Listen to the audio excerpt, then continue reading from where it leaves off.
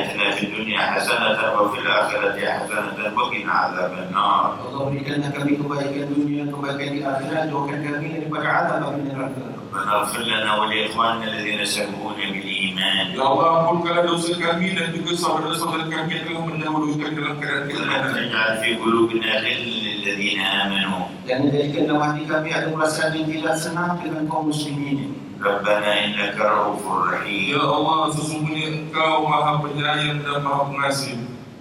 فبحمدك الرؤوف الرحيم اغفر لنا الحظ الأوفر من رأفتك ورحمتك. Dan dengan kemuliaan Nabi-Mu, maka berikanlah urusan atau mudahkanlah urusan dan hadiah kami dengan kelembutan-Mu. ومن رأفته ورحمته Dan daripada rahmatnya dan juga kasih sayangnya, واجعلنا من أسعد الناس برأفتك ورأفته ورحمتك ورحمته. Dan jadikanlah kami orang-orang yang paling berbahagia beruntung dengan rahmat yang Kamu turunkan serta keberkatan. هذا الدعاء ومنك الإجابة. ini adalah permintaan dan kami mohon kepadamu.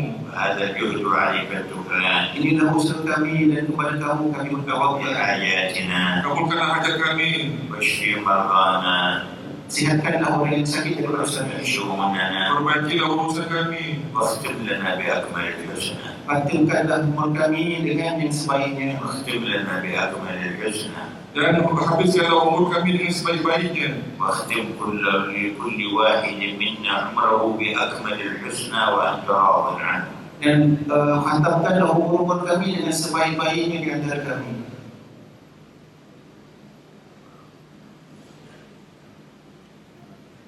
اللهم قل هذه الدعوات Ya Allah, terimalah permintaan-permintaan kami.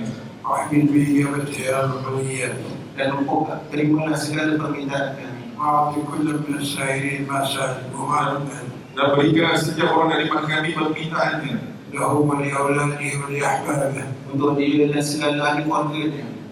ولنا أجمعين يا رب العالمين dan bagi kami semuanya, Ya Allah. ولما حفظ وغير قلوبنا يا رب يا رب يا أكرم الأكرمين Dengan segala kemuliaan dan kemurahan-Mu ya Allah.